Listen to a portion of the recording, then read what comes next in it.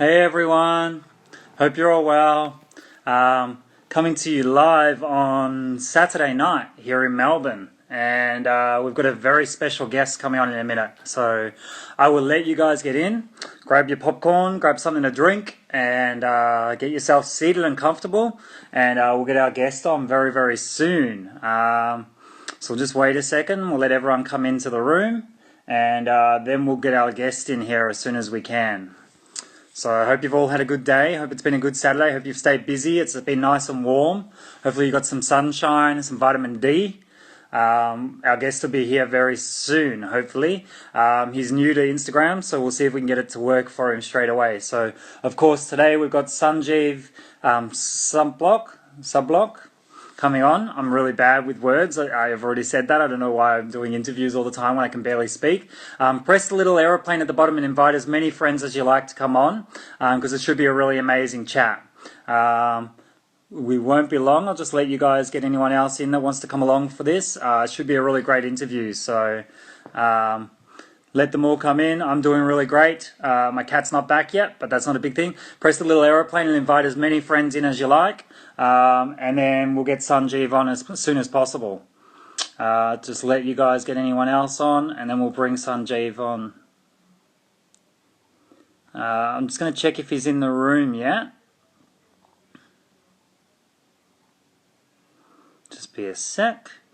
As I said, new to Instagram, so it might take a little minute or two to get him onto the screen, but we'll get it worked out for sure. I'm just scrolling down to have a look if he's come into the room. Maybe type something if you're in here, Sanjeev. I don't know if he's found his way in yet. Instagram is a bit tricky for people doing it for the first time. Keep inviting people in. It's great to see you all. I hope you've all had a really fantastic day. Sanjeev. Don't think he's here yet. We'll just wait a second and see if he comes through. He's here. Brilliant. I'm going to bring him onto the screen now. So keep inviting people along.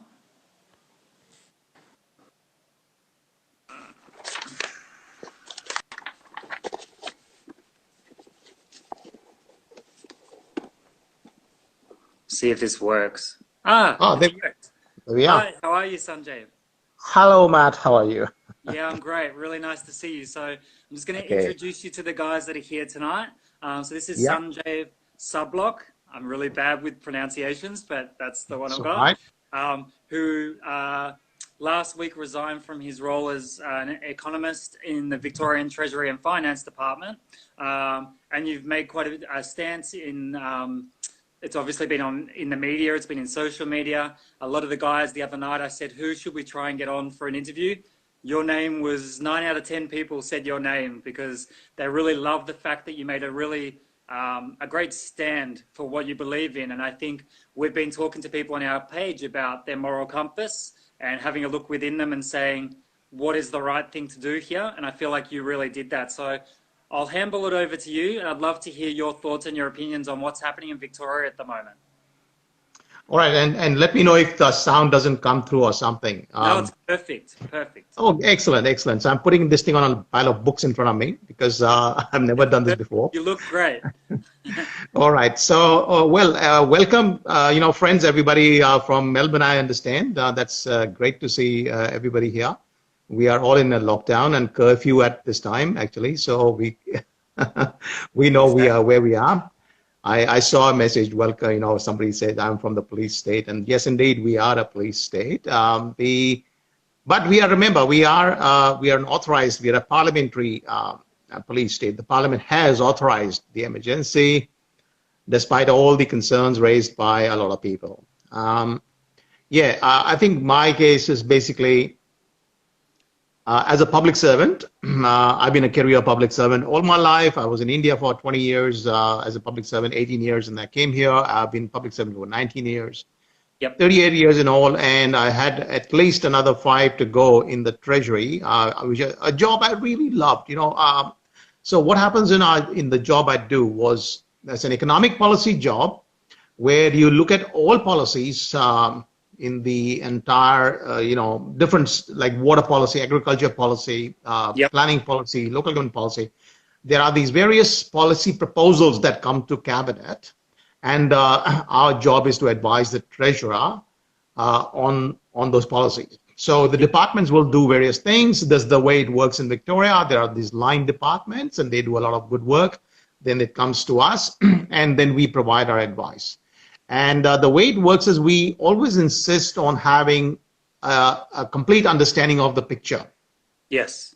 Public policy is not, in the case of, for example, epidemiology, it's not just a model. It's not a model about a particular issue. It's the whole thing. What happens if you were to do this policy, let's say a lockdown policy or a curfew? Each of these is known as a policy in the language that we use. And so if this is a lockdown is a policy, we want to see the complete a set of analysis, like what are the benefits and what are the costs. And remember, these can be a large number of them. So the costs can be, as you mentioned to me, Matt, a little while ago, people really, getting disheartened. And, initially it might be okay for a few weeks, and then it starts getting on. Social connections and everything gets lost. So people start getting into kind of a, not a very happy state. And that kind of a consequence is also to be counted, okay, in the policy analysis. Policy analysis is not just about the benefits. By all means, if we were to let's just say, Matt, if I were to say that the best way to save lives on the road is to not have anyone go on any road in any car, in any vehicle at any point in time, curfew all along, the roads are basically closed forever. That's what we're doing effectively. We close all the roads, and then I can guarantee, guys, everybody can be guaranteed that there will be very few traffic deaths, unless some crazy guy goes and jumps into off in the wilderness just to freak out. But we will get practically no traffic deaths, okay? So we managed to save 400 deaths or whatever happens in Victoria every year. Now, we are as a society have to balance everything, okay? The benefit of going on a road or using the road for 6 million people in Victoria or whatever, there are certain benefits of that, right? We use it to communicate and do. And then we all are aware that there is a risk associated with it. 100%, yep. And so we know that one of us 400 or whatever of us will ultimately die that year, okay? Yep. We know that. And that, by the way, the COVID deaths are around 800. So far in Australia. So we're talking of, I don't know the numbers if I'm quoting correctly, but I didn't do road safety for a long time. So, but what I'm saying is that, sorry? You're pretty close, I think. I had a look at them myself, and you're very close. Oh, that's great. But what I'm saying is that there's nothing that's perfect in life. So if somebody comes and says, a proposal comes to me and says, hey guys, I want to close all the roads in Victoria because I think that's going to stop 400 people from dying. Let's say somebody comes to me from the Department of Transport or Health or whatever it is and say, so my job as an economist will be to say, hold it for a second. I understand those are the benefits. Wonderful. I mean, that you saved so many lives. But what are the costs of that to society? Can you please also start adding them up and show it to me what happens? And the cost can be the loss of communication, the loss of whatever. You can think of it yourself. With transport, it'd be loss of jobs, loss of communication, loss of family. God knows. So many things depend upon transport. So what I'm trying to say is that policy analysis is not about a single item. So when we see the model which says there will be X number of people saved from a lockdown, and that, by the way, is a model. It's not reality. It's just based on numbers. So the numbers may be wrong in the first place. So we have to do what is called sensitivity analysis, okay? So we would then put out a certain probability to each particular possibility coming out from the models and say, okay, in this case, a strong lockdown will save you this, a light lockdown will save you that, or whatever. And then, these are the various options, okay? For each option, there is a cost and benefit test. And remember, we can, sitting here in just about 10 minutes, we can actually do a decent cost benefit test. The cost benefit test does not take months. No. It can be done. We can work out, 10 of us sitting here can, Blackboard can work out, okay, these are the kind of costs, the health costs. So people aren't going to go and get themselves, tested for cancer. We know that's a cost because then they will get cancer. I have been a cancer patient. I've got cured or treated. So in fact, I went to my doctor. I had a Zoom call, whatever, the conference call, teleconference. and I'm fully cured. That's great. But the thing was, the only reason I got cured was because I was getting tested for the blood test, and then I was referred in time by my GP. I was referred by the urologist to do various tests, further tests. And remember, this whole testing part is a critical part of cancer prevention. Yeah. I could have been, at this stage, 3 years from my prostate cancer, I could have been dead if I had not been tested. Okay? 100%. And the testing was a critical part of saving my life. But when these lockdowns happen, there's a large number of people who are saying, I'm not going to the GP in the first place. I might get, I might get COVID. And so, they underestimate the risk to themselves of a particular thing, which is the cancer, which is for them 100% risk of death if they don't get, tested in time, like a breast cancer or prostate or whatever, and so on. And then if they don't go in time, the test gets delayed. By the time they get, the metastasis has started. If the cancer has metastasized, it's gone through your body, gone into your lymph nodes, guy, you're in trouble. You start radiotherapy. The surgery won't save you. So what I'm saying is that these are all the costs, and we can all write down on a blackboard in 10 minutes. Okay. Yep. Now, the problem here that I was facing here personally, and this is where I was raising the matter internally, although it's not my responsibility to advise on this particular lockdown. Yeah, I was going to say, yep. But hold on, we are a collegiate organization in the Treasury. We talk a lot to each other. We raise matters of concern with our own bosses all the time. And this is one of the things that a number of us had raised. And I was definitely one of them. And I put it in writing. And I said, guys, from the data that's coming out, it's very clear that the very elderly are getting this most serious effects. Yes. So I actually suggested that people below 20 should have absolutely no change in life. Between 20 and 40 should take precautions, including masks. And I had recommended masks in February in my emails. Yep. And another PPE for those people so that you can go to work in public transport, because you're so remote chance. But, if you wear a face shield on top, I didn't know face shield exists, but, put a face shield, put a mask, you go around and you should be fine. And put a gloves and throw the gloves. And, you're basically till 40, you're fine in that case. And between 40 and 60, you take even stronger precautions. Yeah. But you still continue working, but you put on gloves, you put on lots of things, you stay up put a social distance. And for the people above 60, you make sure that they work from home if possible. 100%. Or in some other way. And then for people above the age of 70 and 80, you actually put in so much educational effort. My parents are in India and they are in their 80s. My father's 88. And my brother lives with them. And so I've been, right from the February, I've isolated them completely. And I've been educating them. I've been showing them how to look after themselves. My brother also teaches them. And we made sure that they are fine. They didn't catch it. Okay. Yeah. So it's not impossible to shelter the elderly so long as they have a family. Now, if they don't have a family to look after, maybe, you have a aged care home where you train people and make sure that the people who are entering the aged care home have like 3 layers of prevention. So that they come in, they wash, mask, all that stuff. And I would say don't cross-pollinate them, because they were moving people from the nursing home to the hospital to the nursing home. So they were going from somewhere without COVID to somewhere with COVID, which makes no sense. Yeah, look, what happened here, I'm sure the inquiries will come out and royal commissions will happen. But the reality is that what I'm saying is that the cost-benefit analysis, the risk assessment, which is what I'm doing right now in front of you. I was in Work Cover Authority, Victorian Work Cover Authority, and we do risk assessment for everything.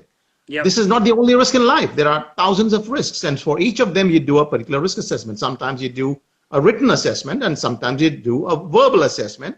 But you have in mind, okay, how do I prevent people? What are the hazards, and how do I prevent people from getting harmed? All that stuff was already available. The data was available. But then I realized that these guys did not listen. And I was told it's a matter for the DHHS and, the central agencies. But I was just going to ask, I'm getting some questions through. I'll just ask it now. So DHHS has been involved in a lot of the things that have gone wrong. I've noticed that. They're a government department. And when I was working with them, because I was out at the towers when they got locked down, their communication was impossible because they had so many departments and they don't work together. So housing, and then child protection, none of them work together. They've all got separate areas. So I found it really a lot of bureaucratic mess between all their departments. And what people are asking, just one question that I'll ask now and then let you keep going, is with Dan Andrews and the team, people keep on asking, is there an agenda at hand? Because the fact that they're not listening to what people are putting in front of them, like yourself and other people are saying, well, wait, we can get this data and we can do it quite quickly. Have they got their own agenda that they're following that's outside of what we should be doing?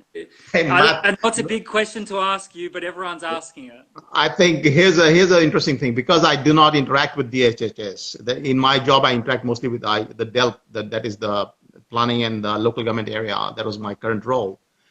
And second, one cannot speak for anybody else at all at any point in time in our life. So they have to answer for themselves. I really do not know what went on in their head. I cannot imagine. I don't know whether they did the modeling, the risk assessments, whatever they did. Because one of the reasons what I mentioned in my Fin Review article is that I never saw any of these assessments. You didn't see them. No one saw them. You haven't seen them. They're not available. Okay. All we are told is this is the model, and that's done by some uni. But the model is not the risk assessment. Model is not the policy, public policy. Model is just input to public policy. Public policy is a comprehensive piece of analysis that identifies all kinds of impacts. Okay. And then you start working out what are the best ways. And here's the other one. The laws have always been in Victoria to be very light-handed. What is the meaning of light-handed? Is that you do not impose unnecessary burdens on people. That's a big one. Yep. You do only the amount of regulation or rules or whatever to ensure that the objective is achieved, but you do not go overboard. And that is called not doing unnecessary regulation. By the way, there is a Commissioner for Better Regulation, and the government has an agenda, a full-fledged program to reduce unnecessary burdens on business. Yeah. And that is regulation. So we are talking about reducing the unnecessary, but here we started seeing a hell of a lot of very strong-handed regulation. It's back to front. Now, here's the thing. I mean, personally speaking, I can understand that people were really panicked initially. Yeah. And so maybe they said, okay, let's just go home and lock up everything. Okay, fine. You do that. Now go home and in your own homes and start thinking, look at the data, and then really work out this cost benefit test. Look at the policy, look at the options. And if you can't do this risk assessment, which I think they could have done in about 1 hour, honestly, once you had the data from Wuhan and published statistics, this is the kind of deaths happening. Then you had Italy's deaths reports coming in, which are pretty similar to what happened here. In fact, I was reading somewhere today that only 2% of the deaths in Australia, about 800 and something odd, have died. Only 2% have been below the age of 60. Yes, you're spot on. Oh. Yep. I'm sure I haven't checked that, but if that's the kind of number, that's consistent with what's happened elsewhere in the world. And so for a thing of that sort, it does not make any sense at all to shut down the lives of people below the age of 60. Yeah, and that's where people do think there has to be an agenda of some sort of play. Like, what is look, I don't know about the agenda. The big thing that we're seeing and the big thing that people are asking about, and what I've told you off air, was the amount of businesses that are closing down. And they're small and medium-sized businesses. And a lot of them are family-run businesses. And then you're hearing about these families that are destitute, committing suicide, family violence, really breaking down the home system. And to me, if you've got an analysis that you can do very quickly to say, this is your cost versus your reward, like risk versus reward. If you do it this way, you're going to shut down business, you're going to lose families, you're going to have suicides, you're going to kill the economy. If you do it this way and stagger it properly, you're going to save lives, you're going to have business still running. You will have some people perhaps dying from COVID, but you've got to weigh it up. But you won't have others. You saw that. You saw that very, very early on. Yes. So here's the thing. So what happened is I kept doing this, and then I was basically told, no, this is the job of DHS. I was basically stifled. I was not allowed to raise the matter. I raised the matter a couple of other times as well in meetings and so on. I was basically, moved on. And at that stand, because remember, we're working from home at this period. So there are the collegial atmosphere where we can go and chat knock on people's doors and and insist that, hey guys, you've got to do something about this. All that faded out, okay? Because the atmosphere was at home, and then you the Zoom or whatever, Microsoft Teams meetings and so on. You don't have the same collegiate atmosphere as you have when you're personally in the office. So the net result is that the communication within the teams in the government broke down. The collegiate atmosphere broke down, The feedback that were always being provided from the junior staff or middle staff or whatever staff to the senior staff, and all that interactions, at the kitchen, in the kitchen room and whatnot and so forth. There's so many ways you interact with others, but in this case, the interactions were limited to those meetings. I had a few other chats with people on the phone and other things, and it was becoming hard. And so, but and it just continued for a while, and then they imposed the mask mandate. All right. Now I've been independently doing a hell of a lot of research on this matter. I've got 17 articles on this issue on Times of India. In my blog, I run a blog in Times of India, which is the world's largest English newspaper. Oh, amazing! You have sorry. What's the name of the blog? It's called Seeing the Invisible. I believe economics is all about seeing the invisible, which is the indirect effects. I love it. I love it. I'll get right. The guys and so, to look it up. Yeah, and that's the name of my book for children. I wrote a book for children called Seeing the Invisible. It's available free of cost. I wanted to really educate the whole world on it, basic economics. Okay.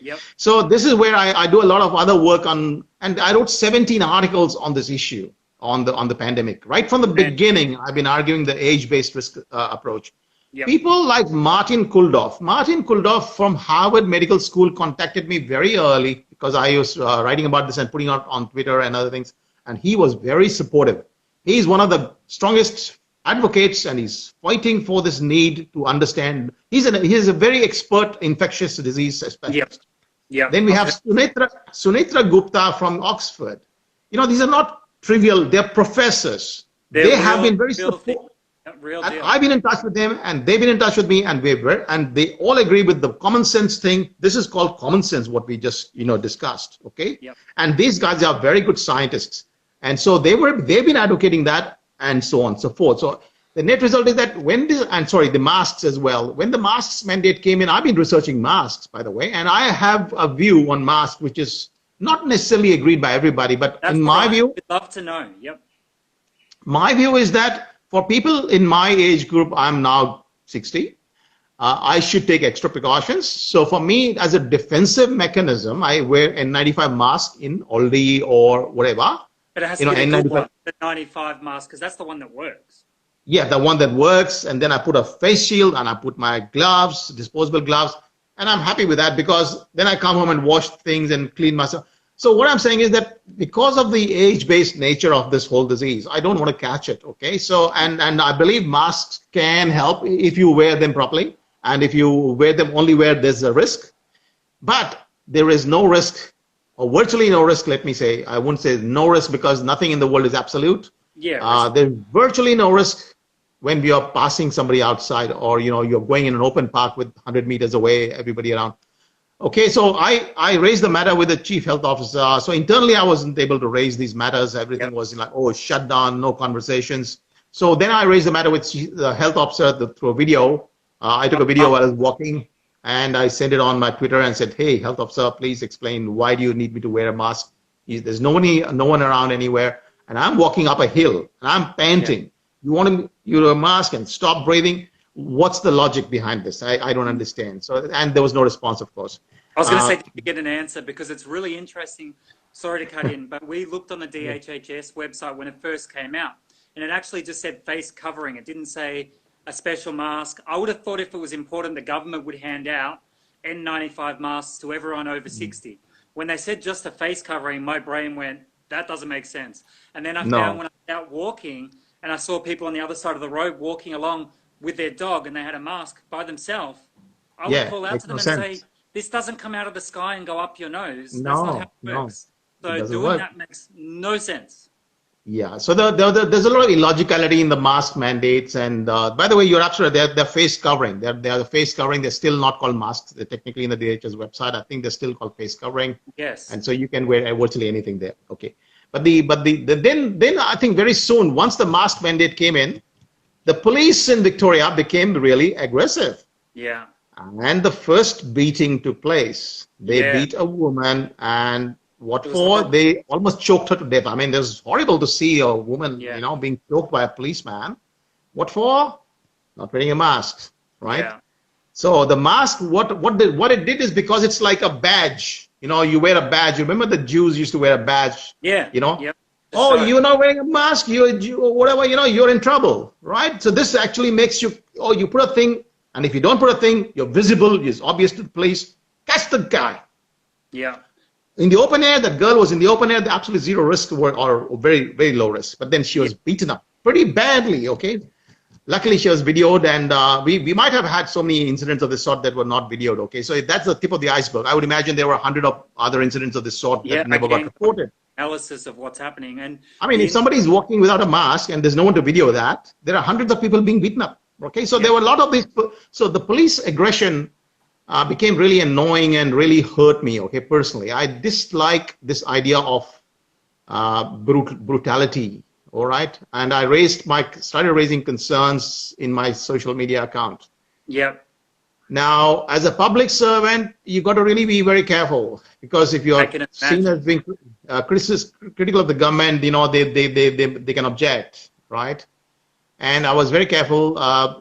For example, I put out the thing which says 1984, but I didn't name the government, but it says, staying away keeps us together or something, staying apart keeps us together. It's so interesting you say that, because a lot of the people on our page talk about 1984.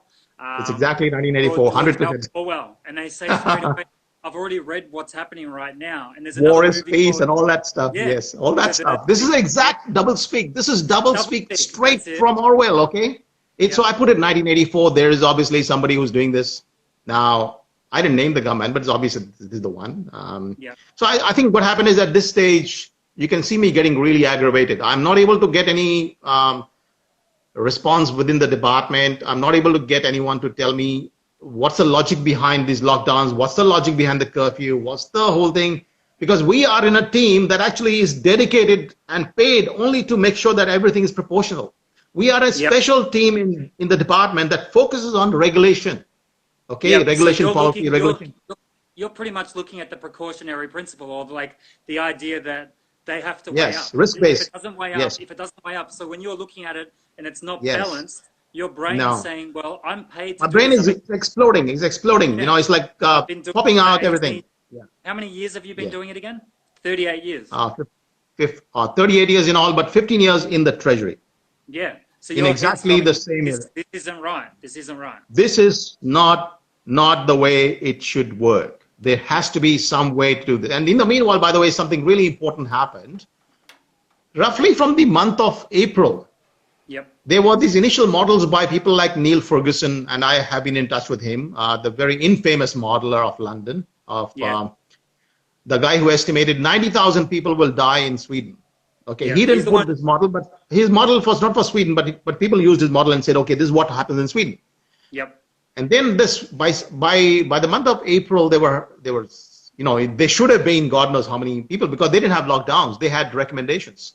And so I'm saying these guys aren't dying off in that number. What's going on? And I was thinking that Sweden will be at least 20,000 by April. They're not. And it never happened. 3,000. They were 3,000. I'm like, this is crazy. What's going on? All these models are really overestimating or what? And yes, indeed, by the end of April, it became very clear, and I've been talking about that in social media as well. And then people like Michael Levitt, who's a Nobel Prize winner in chemistry, and I've been in touch with a number of other academics, including Michael Levitt. And he's done his research, and I've looked at that, and I've actually published, as I said, a lot of work on this space. And it is very clear that this pandemic was not the Spanish flu. So initially, everybody thought it's going to be as big as Spanish flu. So all the numbers were like 90,000 people dying in Sweden. Well, we've had less than 6,000 or something like 6,000. And they're going back towards a normal life right now. I'm speaking to people over there, but the interesting thing is they're going back to towards a normal life, but they're still getting told about mandated vaccines. So that makes me still think there's a bit of an agenda happening. I just heard that 2 days ago. Hey, this agenda and conspiracy stuff, I'm not going to discuss because I really don't know. I'm not trying to really explore these things, everywhere. Okay, I'll leave that to the rest of the world. I'm just talking of the data, which is for a common man like me. I just can say this is not the Spanish flu, and I've been saying that now for about 4 months, at least 4 months. Which is amazing. Okay? So when you start looking at proportionality, when you're seeing the risk is actually reducing, but then you start seeing the mandates are increasing. You have a curfew, you have a mask mandate. So initially there wasn't a mask mandate when the risk was high. There wasn't a curfew when the risk was high. when the risk came down, we started seeing more and more mandates. Yeah. And particularly with the police beating guys, I'm sorry, Matt, but I just exploded in my head. I started to really, I didn't really say too many strong things, but whatever, but I really lost my cool. Yep. And at that stage, I think the department connected with me and said, hey, we've come to hear, or they know that, my social media, I've been raising concerns and criticism of the government. Can I go and remove all these direct criticisms, which are very few, and also indirect, if any? Oh, they asked you to remove them off your social media. Yeah, both the direct and the indirect. All right. Wow. So now the direct, I could have possibly gone and made a look around and say maybe 5, maybe 3, who knows, direct, because practically nothing. Yep. But the indirect could be in the hundreds, because I'm criticizing the concept of lockdown. Is that a criticism of the Victorian? Because the concept of lockdown is applicable in the USA, UK, blah, blah, blah. I'm criticizing the whole concept, right? Yeah, WHO, yep. So am I critical of this? Should I remove all those? Because they are based on very solid, rock solid research, connection with the world's best economists, best epidemiologists and experts. I'm in touch with them personally, okay?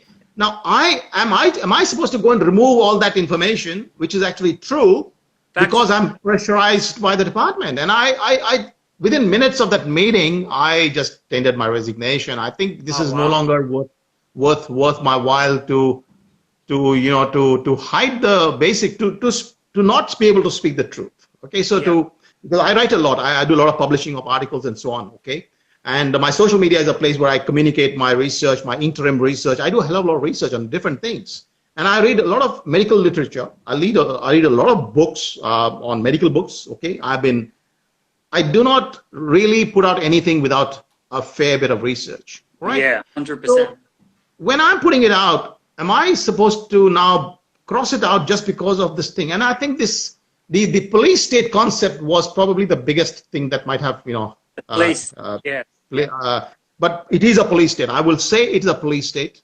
Yeah. When the police start beating innocent people who are walking on the road, they're not harming, they're not shooting anybody, they're just walking on the road, guys. Yep. They are not transmitting the virus. As far as I can see, the data aren't there. Chief Health Officer, I invite him at any time when he feels happy and he's got time to please provide with anybody in the world, all of us, the data that says the virus will transmit in the outdoors.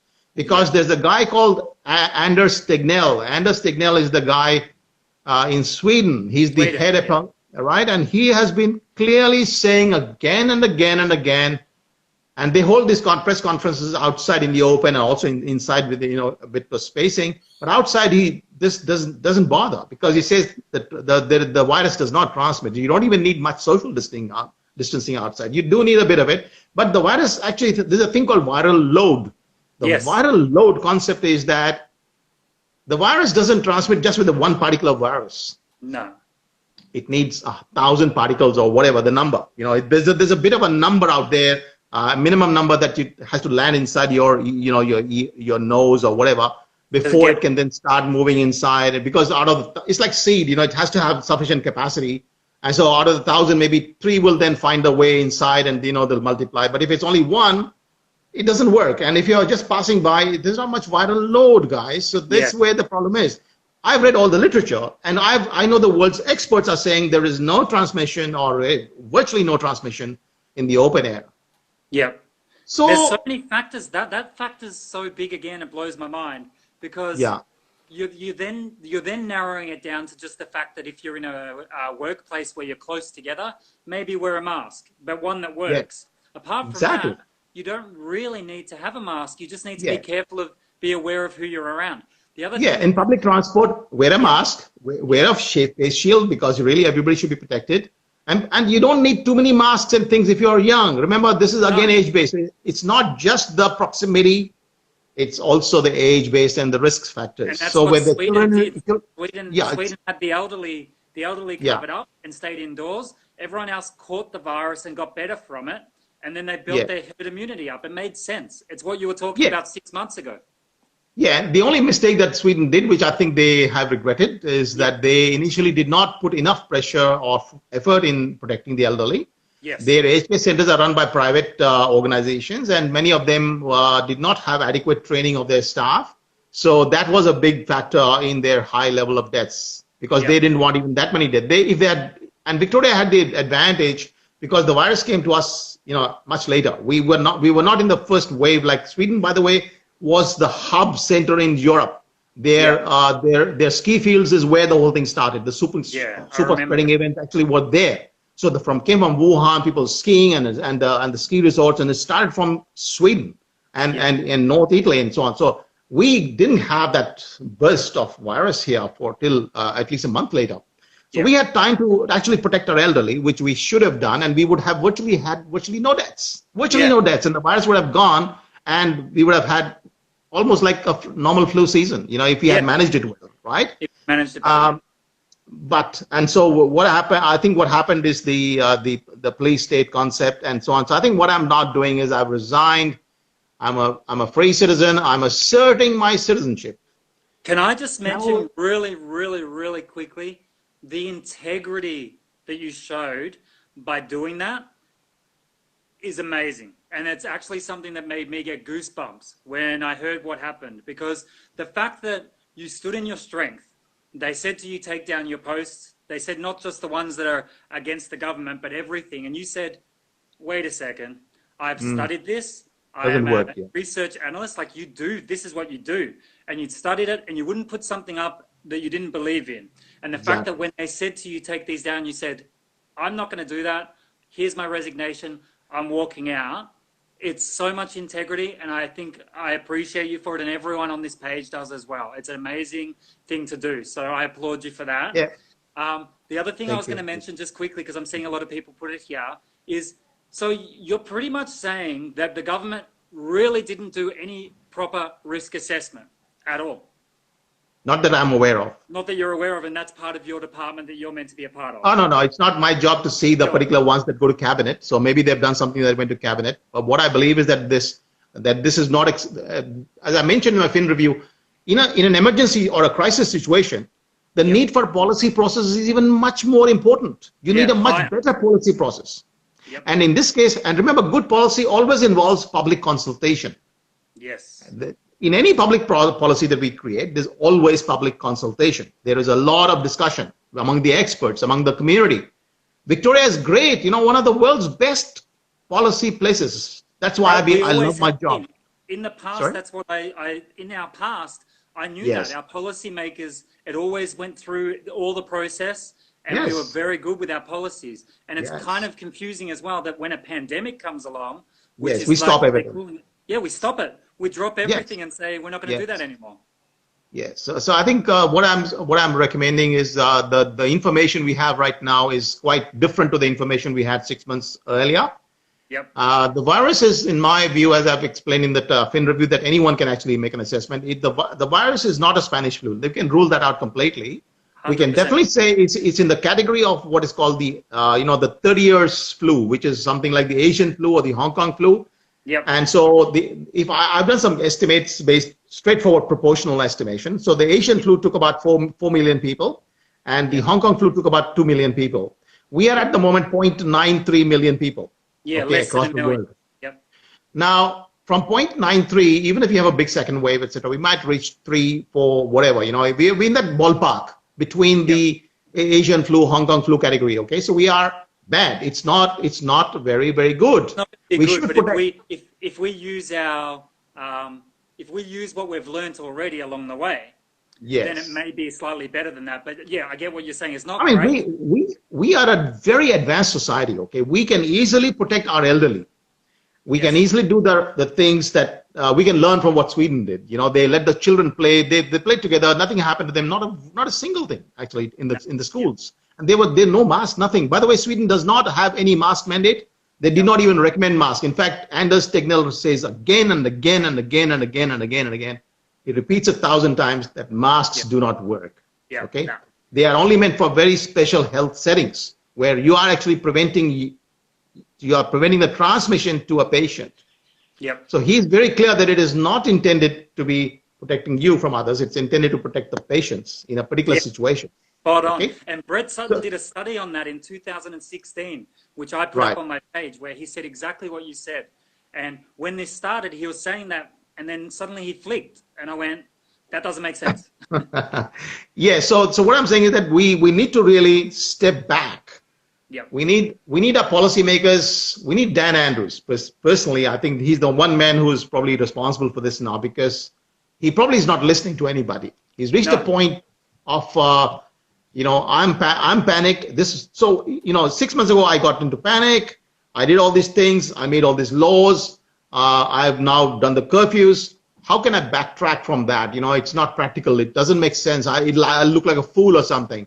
Hey, but Dan will actually be welcomed, and people will love him if he says, hey, I made a mistake, or maybe, or not even that. All he has to say is, I actually learned something new in the process. We asked for a review. Sanjeev Sabhlok, my economist, who always advised I advise the treasurer. My briefings have always gone to the premier as well, many of them. I'm advising these guys on different policy area, but I'm an honest advisor, and I'm telling them that this is a mistake. Right? Yes. And so if he can then take that message, and I think what he did on TV when they asked him about me is that he said, that's his own opinion. Yes. No, that's not, I'm not giving you my opinion. I'm giving you solid, rock solid advice. Yep. Please follow that, Dan, and you will save yourself and in fact, his future, political future, I would argue, has become very problematic. Because remember, the moment the people of Victoria realize, and by the way, the ads, I never watched the ad, but somebody said he's putting on all these panicky ads, okay? So the people are very scared, but the people are not fools, okay? The hysterias, all the hysterias in the world have always come to an end. Hysterias do not continue forever. 6 months is a long time for a hysteria. The people of Victoria are not stupid. In fact, they will soon realize, listening maybe to me here or somebody else here or reading somebody, there are thousands of people saying different things. They will realize, shit, is this really that bad? Can I just do some numbers? It's not very hard to do the numbers, okay? 50 million were killed by the Spanish flu at a time when the world had 1.8 billion people. Yes. Today, 7.5 billion people, the same, it comes to 210 million. Yep. Anybody can do that calculation. 210 million should die if it was Spanish flu. Yep. Right? We're talking about around 3 to 4 million, 3.5 million. We are talking 0.93 at the moment, okay? At the moment. After nearly 1 year. But even if, at the most 3 million or whatever, 4 million. So risk assess, because what you're saying is have a look at what's happened. Yeah. Don't sit in the models that you've already made up from a long time ago. Do a risk assessment, do a reanalysis, swallow your freaking pride, swallow your pride. Yeah. And potentially, make a change. I'm really sorry. I don't usually do that. And no, that's okay. Make a change. Yeah. Yes, exactly. I think it's not too hard, because it's very surprising to me that that Dan Andrews and his team and my own treasurer, for example, they've always followed good policy. Okay. Yeah. I loved working with them. I actually voted for Dan Andrews to come back to power, even though I'm in a seat which is a hardcore liberal seat. But I had worked with the previous liberal government, which I really disliked, which is hopeless. And I found that Dan Andrews had come in and done a great piece of work. And I said, this guy deserves a second term. Even if my vote doesn't matter, I'm going to vote for him. So here's a case of a person who actually voted for him. Yes. Who has advised him and his government very honestly for his duration, but I've advised the governments of Victoria for 15 years. Yep. And I'm sending a signal, I'm sending an alarm bell that you're taking Victoria into a ditch. Yeah. The stage 4 should be lifted straight away. You need to give people some fresh air. Let them go out, let them breathe, let them meet people, let them have masks where required, and do not force them. Please recommend. People are not stupid. You tell them that if you are at that age, you should wear masks. But when you use the word must, and then you send the police behind us, I think that's an overkill, okay? If somebody is really stupid, wants to die, let him die, okay? If the man doesn't wear a mask at the age of 65, that person's life is, okay, none of your business. It's his own choice. You can't be then hitting him on his head with a shoe, or kicking him or bashing him with a police car.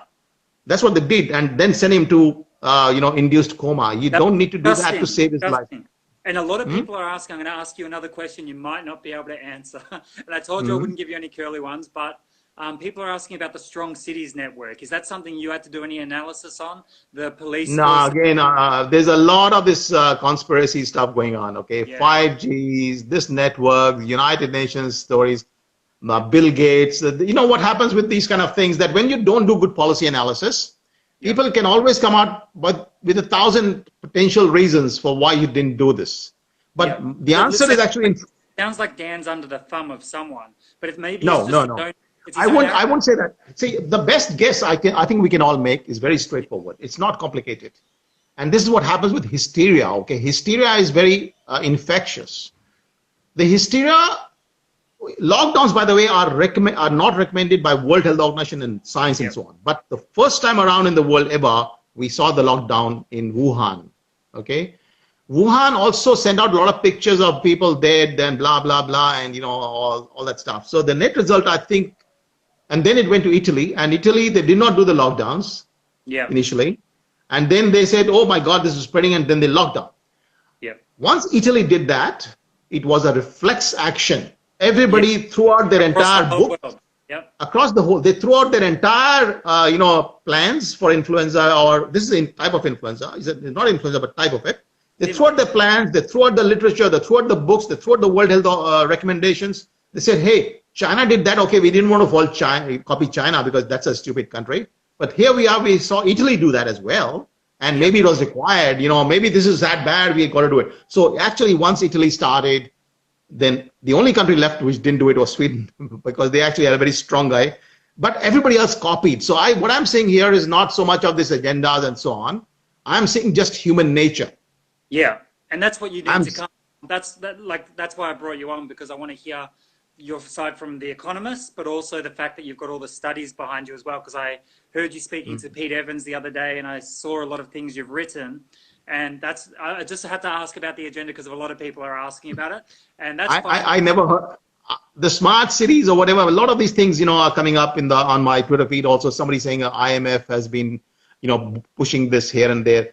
The reality is that sometimes the simplest thing is probably the truth. In this case, the fact that everybody panicked is probably more true. And the other one that I mentioned in my article was very, very important to remember, and that is called groupthink. Groupthink, by the way, is a unique phenomena that occurs in organizations which are hierarchical. All right? Such as the government. The government is a hierarchical organization. And even in companies, they actually have to actively fight to defeat groupthink. Otherwise, the company is not getting good advice, because if everyone is saying the same thing, or what the CEO says, everyone says the same thing, then the company is going to be sunk. Okay, because you need honest feedback from everybody at the cutting edge. So what happened in the government here, particularly with working from home, all that collegiate atmosphere disappeared. Yes. There were so many opportunities. I used to talk to very senior people here and there, walking around, pushing them. What the hell is this? We have this chats. Okay, we are a collegial organization.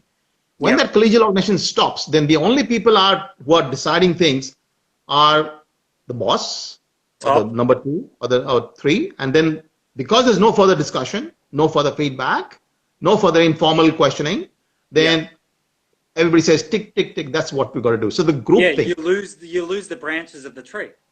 Yeah, you're losing the branches of the tree. You're basically just one little thing in the middle, and that's the boss's view. The boss is simply saying, "Hey, it's too hard. I don't know everything, or whatever. Let me just follow what the DHS says, the secretary of DHS says," and essentially everybody gives up thinking.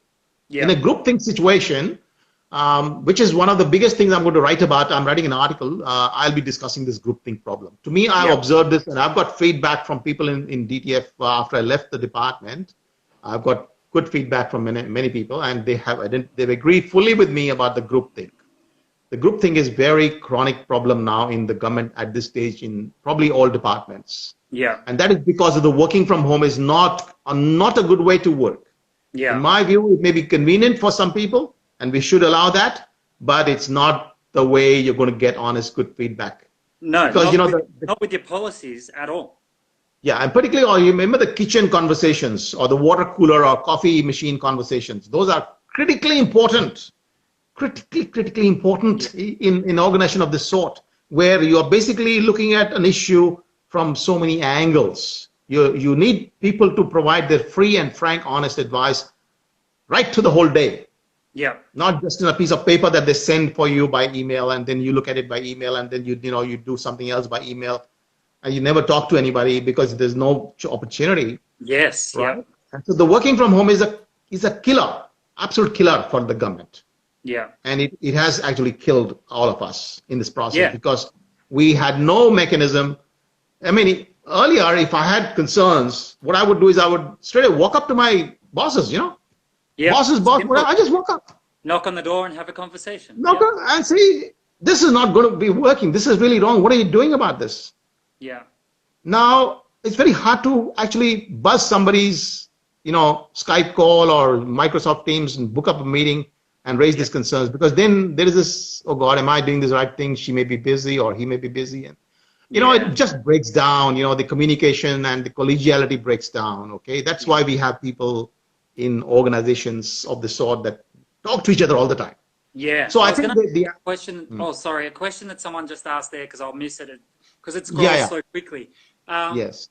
When it comes to a solution orientated, what would you think would be the best solution from here? Because you've now resigned from that role. Are you going to be taking some kind of independent role where you want to be involved with the decisions moving forwards? Is Dan Andrews still talking to you at all? Is it or can you still be involved? Is there anything? I wrote to my treasurer. See, I would love to.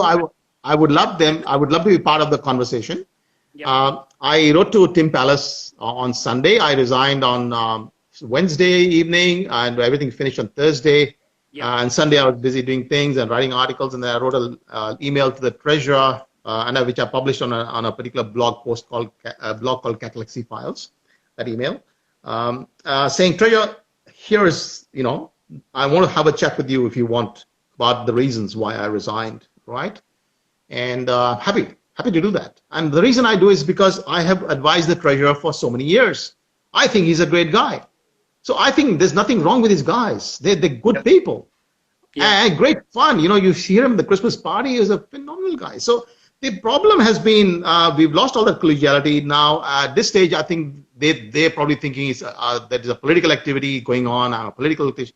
But here's the deal. For me, politics is probably an answer. I might join politics at this stage. But again, I put a little bit of a condition. I will only join you if you promise me you will remove your emergency powers, or at least you'll start working that you don't want peacetime emergency powers. I published an article clearly saying the Sweden, by the way, is not just the Anders Tegnell guy who is good.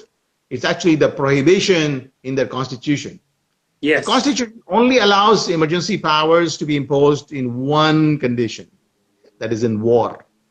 Yes. In a peacetime situation, you can never reduce the liberties of people in Sweden. Yep. So what happens there, if you have to issue an order to somebody to quarantine themselves, which is required sometimes, then the doctor or whatever health specialist has to issue with full reasons and only then isolate one person. That's what happened in Victoria. We've got our Biosecurity Act actually says that you need to go and hand it to the one particular person and order to quarantine. You can't go and say whole society. Test. I'm going to take 40 people and put them in, and everyone goes into lockdown. That's against our Biosecurity Act. Yep. But the next step after that is that the person who has got that order can actually go to court to challenge the order. So you see what's happening here. Remember, a quarantine is a restriction on liberty. Yeah. It's guaranteed in the Swedish constitution or in all constitutions in some form or shape. Yeah, and if you restrict our constitution of 1608 or something like that, I've read it.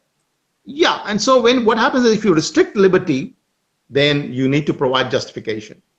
Yeah. That justification is just got to be justiciable. That means you have to have the power to go to court and appeal that order. Yeah.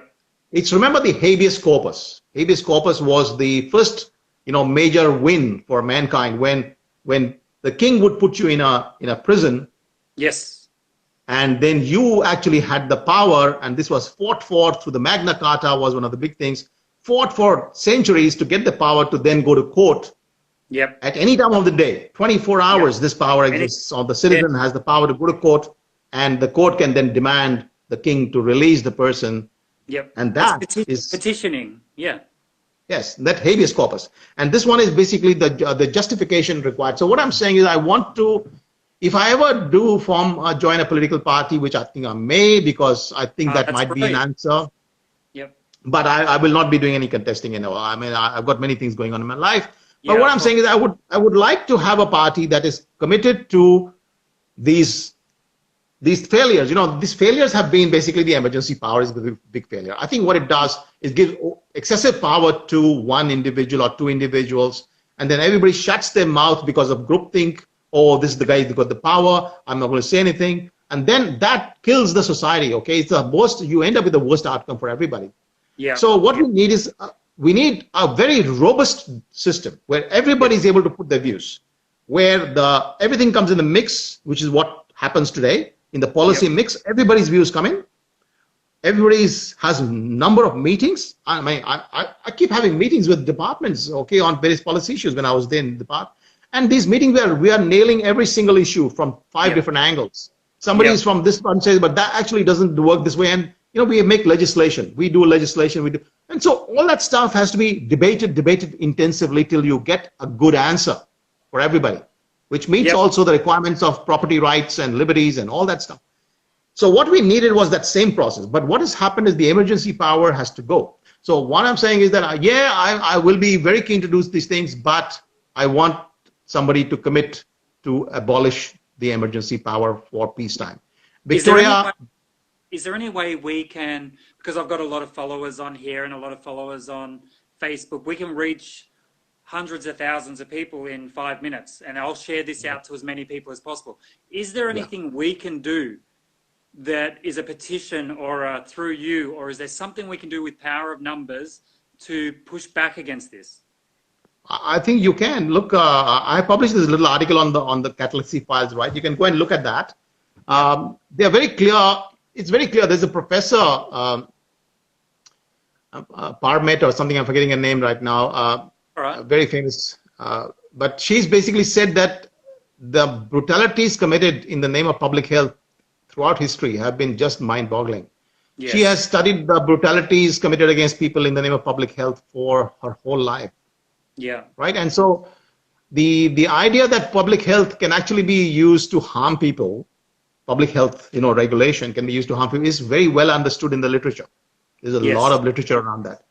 What we want is somebody maybe use my article or whatever, and if you have the resources of friends, and 100%. Get a lawyer, and then prepare a petition. What I'm asking for is a referendum, because you want a constitutional change in Australia. Yep. We don't want this to continue. We don't want this to happen ever again.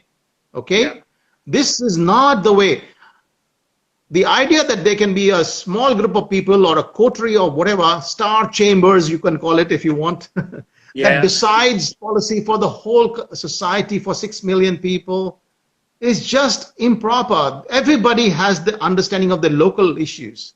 Like somebody from a business organization called me yesterday, and he was telling me all his problems because I've become somehow known now. And so people are calling me, right? And connecting on email, then calling. Now, everybody's problems are local, and they all need to have an input into the policy. 6 months and you did not consult with anybody. Yeah. That's is the biggest disaster. It's a recipe for disaster. Dan Andrews, please consult. Yeah. Please consult. Forget me. I'm nobody. But talk to everybody else, please. Talk to 6 million people. Yeah, get the information. What I might do from here is, what I'll do is I'll put you in touch, or I'll do it between our emails with Serene Tafaha, who's a kick-ass lawyer in Melbourne, who can do something with your paperwork to maybe see if we can flick a referendum somehow. We'll do the best we can. I'm heavily involved in this, and I don't want to let it go. We have people, as I say, dying weekly. Every day. Number one. That's number one. And number two is a very important thing that I've asked the political parties. I put it on my Twitter account today. I need another condition to be agreed by political parties before I join them. The second condition is that if there is any public health rule that then causes even a single additional death, then the Minister for Health or whoever issued that order must go to jail. 100%. What I'm saying is there is a big difference between act of God, like a bushfire, or act of Mother Nature, like this particular, a virus or whatever. It may be even the Chinese lab. I don't care, but it's not in your control. It's outside your control. For an act of God, it will still have some bad consequences. We can minimize that. Yeah. But in doing bad policies. But when we do bad policy, that is man-made. That is not an act of God. That's a Dan act of Dan, and Dan must face the consequences. He must be jailed under the new law, whichever is passed. Now there is no law, and so obviously nothing will happen. But in the future, if there's another Dan Andrews who does this kind of things and starts killing people, suicides, extra suicides, or whatever, that man should be tried and should be jailed. It's no different to the work cover manslaughter laws that are out there to protect people at work. And he's doing a job, and he's making decisions that are causing people to die. And I totally agree with you as well. And I think so. That's a second requirement. So push that as well as a legal change in the system. We need these two changes in the legal system in Victoria. One, complete ban on a prohibition on a non-war emergency. And by the way, Victoria doesn't declare war, so it doesn't need any emergency at all powers under any circumstances. It's only the Commonwealth that will declare war. So Victoria must eliminate the emergency provision completely. And secondly, it must have a provision where public health laws that go and actually kill additional people, the man who issued the order must, or man or woman or whatever, must be tried for a crime. To me, that's a crime against humanity. I believe it's a crime against humanity because you've killed potentially thousands of people. I don't know how many will die in Victoria or Australia in this particular way. Yeah. My numbers for India are around 50,000 have died from this lockdowns. Yeah, suicides. You've just got to look at the surgeries that aren't getting done. The cancer. No, but I'm talking suicides. In India, 50,000 extra suicides is my estimate based on the data that's coming. Huge. Just because India, by the way, 10 million people die every year. So so that's 50,000 is not that big, but it's still every year about 230,000 suicides happen in India on an average year. This year there will be around 50,000. An extra 50,000 is what I'm expecting based on the trends of the data that I'm seeing. Now, even an extra suicide from the average should then trigger a penalty or a jail for the minister who issued the lockdowns. Yeah. Because a lockdown that actually forces people to get into that mindset, like you've got, you told me I was frightened. I mean, 15 people are writing to you about that they are not really comfortable. I'm getting 15 a week at the moment. Yeah.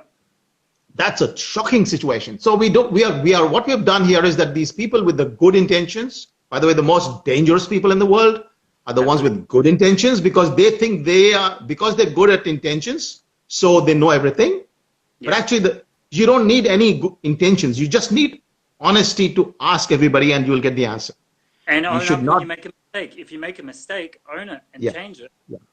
And exactly. The second point, humility to be able to change yourself and the data has changed. I made a mistake. I think I'm killing more people in this process. I better stop it.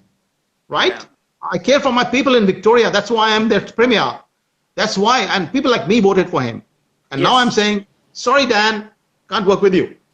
Yeah. Not this way. I can still work with you. I will help you and support you. But you need to promise to reset your policies right now. And if it doesn't happen by X, Y, Z, then we need to have Serene, the lawyer, with the idea of a referendum and overturning. No, that's Matt is a long-term process. It'll take you one generation.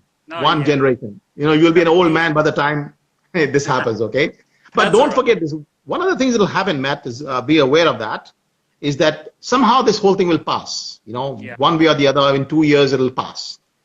People will then forget this. This is one of the biggest problems that's going to happen. This referendum idea, if it doesn't start getting momentum soon and it doesn't become a big thing soon enough, then the same lockdown will happen after 30 years, guaranteed.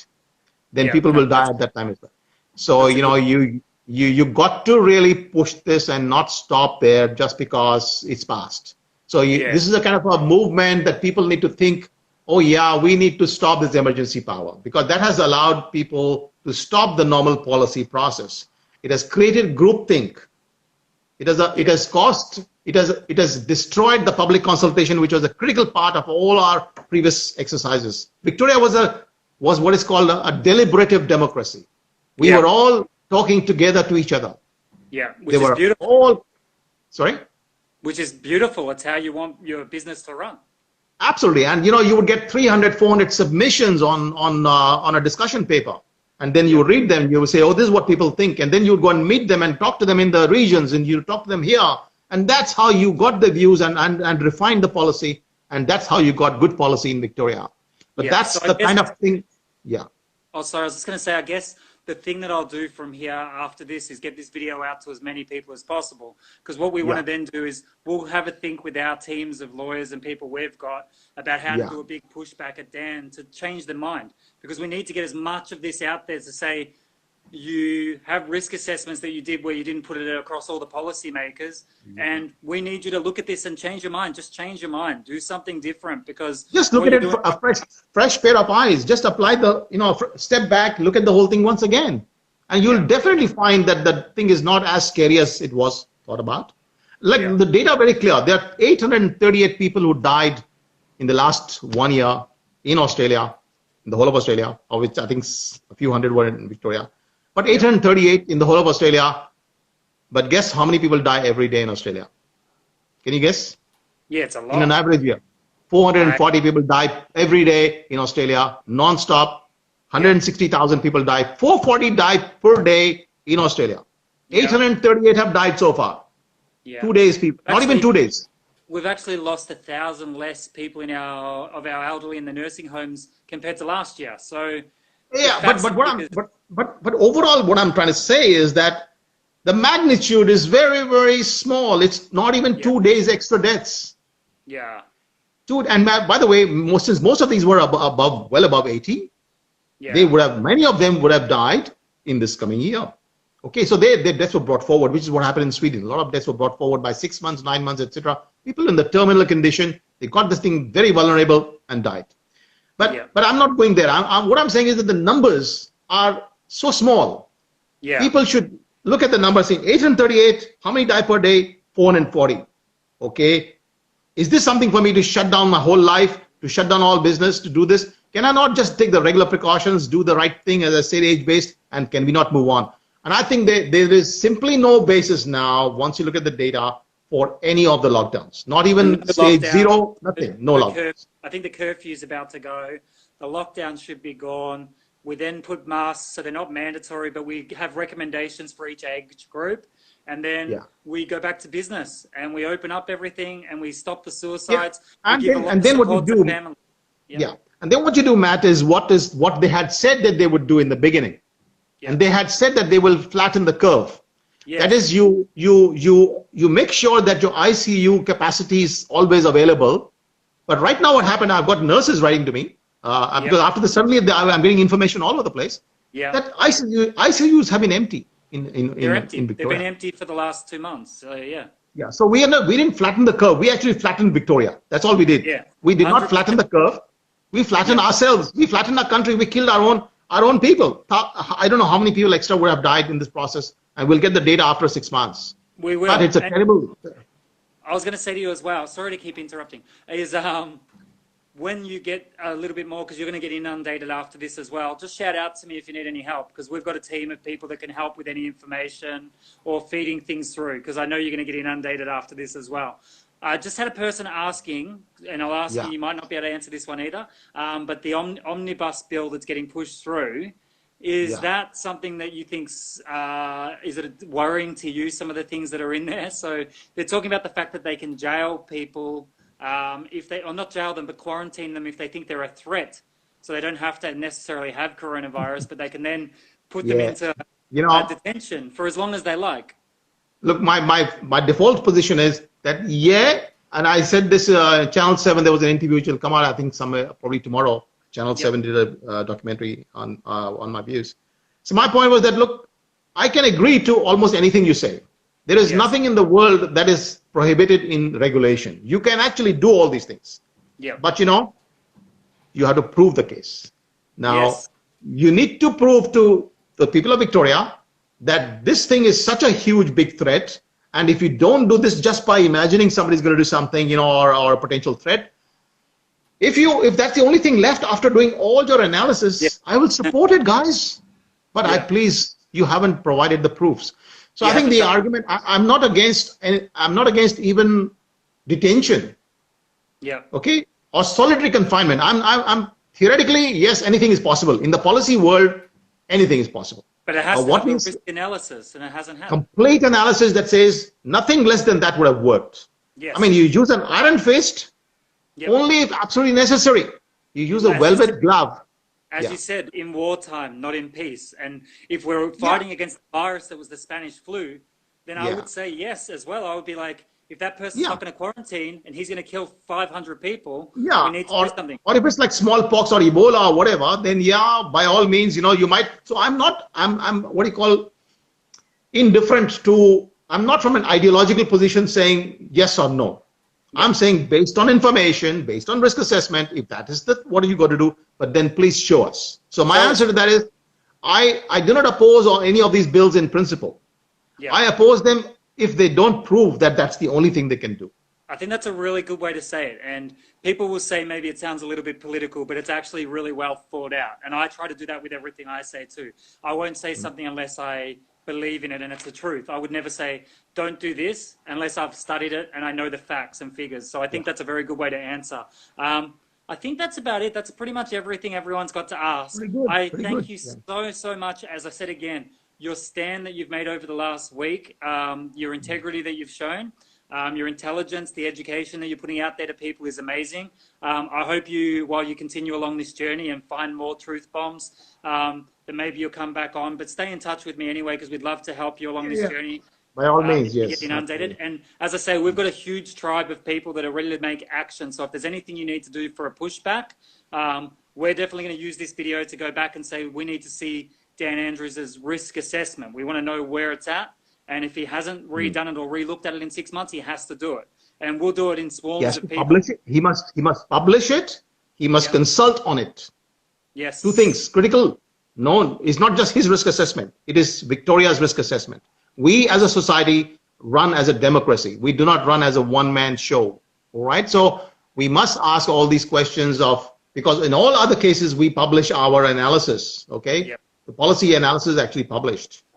Yeah. Why is it not published here? That's right. Everyone's using your thing. It's a hashtag now, Active Dan. When you said it was a thing, it's not, if he's done something wrong and his people have died, it's an Active Dan. That's hashtag. He's not an act of God. No, it's an Active Dan. All right. Thank you so much, Sanjeev. Great. And I hope you have a really great night, and I'll get this shared out to as many as I can. Thank you very much, Matt, and all the friends who are available on the thing. I couldn't read all your stuff, but thank you for participating. Thank you. Okay, Bye. have a great night. Bye. Yeah, bye.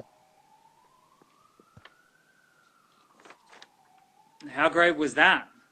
That was an amazing interview. Thank you for staying on, guys, and watching. And Active Dan is something we're going to get out there as much as possible. Now, you have to be aware when it comes to questions about the agenda and other things, he may have opinions, but we need him to be our strong person for us to move forwards with us and keeps a foot in the Parliament door. And we need him to be a voice of reason for us all the way now. So the risk assessment hasn't been done. It hasn't been put out to everyone. So we need to get this out to as many people as possible. So I'm going to save this before I lose it, and we'll get it out to everyone, the Active Dan, and we'll push it out to everyone around Australia and around the world. They need to know this man's been there and seen in the last 6 months that policy risk assessment has not been done, or at least it hasn't been pushed around to everyone else. So there's an agenda at hand. Someone's got Dan under the thumb, and the Active Dan is a big one. So let's get this out to as many people as possible. Okay? Peace.